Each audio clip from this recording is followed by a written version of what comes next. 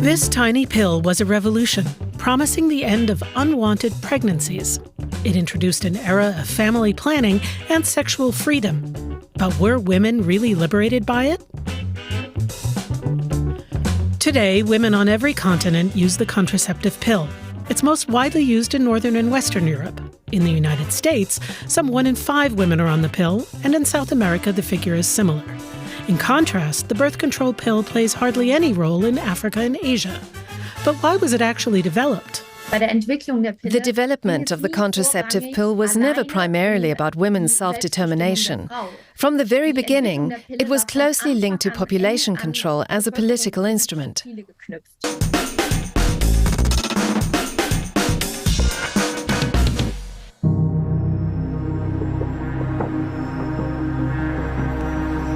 We'll show you the dark side of the pill, and we're not talking about the health risks.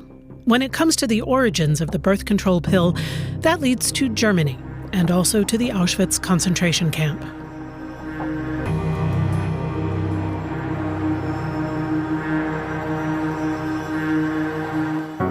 In the 1920s, research into sex hormones was making rapid progress.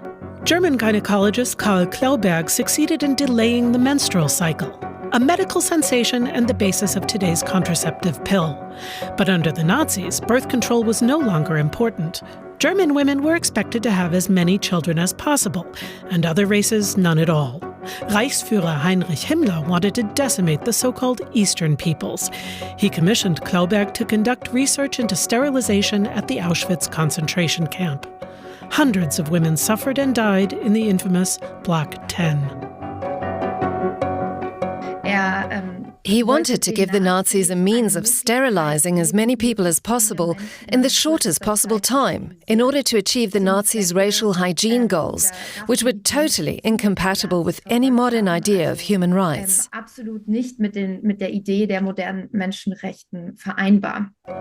In Germany, development of the pill was put on hold, but in the US, progress was being made.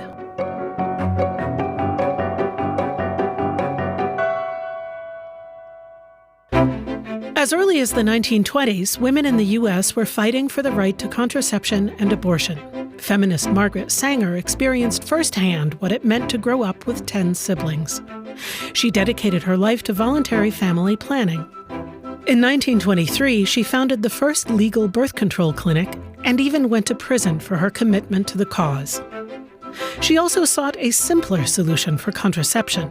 A pill was what was needed. In the 1950s, she convinced Dr. Gregory Pincus to conduct research into a hormone pill. Her friend, biologist Catherine McCormick, financed the project out of her personal fortune. Pincus and his colleagues succeeded in developing a synthetic contraceptive pill, but it needed to be tested on women. The question was where. Puerto Rico was eventually chosen. Margaret Sanger was one of the individuals, the prominent individuals and feminists that pushed for the trials to take place in Puerto Rico. They were supposed to take place in India, but they decided, because Puerto Rico was a colony of the United States, a territory of the United States, that it would be easier. Puerto Rico was seen as the ideal testing ground. The island was considered to be overpopulated. As early as 1937, sterilization was propagated there as a solution for too many children. The target group was poor women of color. It was precisely these women who became test subjects for the pill.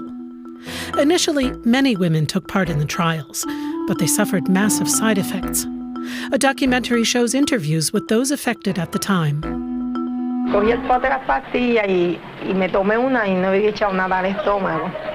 Entonces, por ahí, cuando me tomé la pastilla, pues sentí que se me fue el mundo y se me puso la vista como que se me oscureció. No sé, se está experimentando con nosotros, con un ser humano, sin saber nosotros qué es lo que estaban haciendo. 40% of participants dropped out of the trials. Whether the deaths of these 3 women were related to the trials has never been clarified. We have to look at is what bodies go through this, who's selected for experimentation, and what bodies really benefit from this and the liberation in the sense that the birth control pill had later for women in the United States after the 60s. As a result of those trials, the hormone dose of the pill was reduced, and the market launch in the U.S. began. What's interesting is that this was an incredible advance on a technological level, one of the few real revolutions in the world.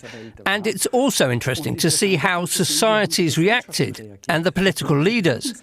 They didn't rejoice and say, yes, great, finally we have something for our population, so women and couples can look after themselves.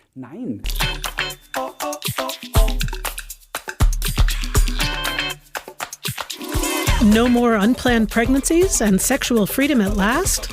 It would be a while before women in Western industrialized countries could, or rather were allowed to, really enjoy this new freedom. When the pill was launched in the U.S. in 1960 under the name Enovid, it was not initially intended for all women. It was only prescribed to married women who already had children. A year later, the pill was launched in West Germany under the name Anovlar. Again, only for married women with children. Initially, Anovlar was marketed for menstrual problems. Contraception was listed as a side effect. The pill was considered incompatible with conservative morality. Sie automatisiert die Liebe und versaut die Moral. For the Catholic Church, the pill symbolized sin. Pope Paul condemned it in 1968 in his encyclical Humanae Vitae, of human life.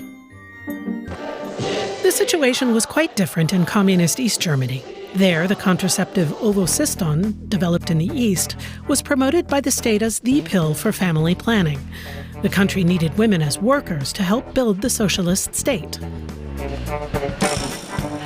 But how did things look in the late 1960s for women's self-determination and sexual freedom? Many people say that the pill not only brought sexual freedom, but also made women more sexually available.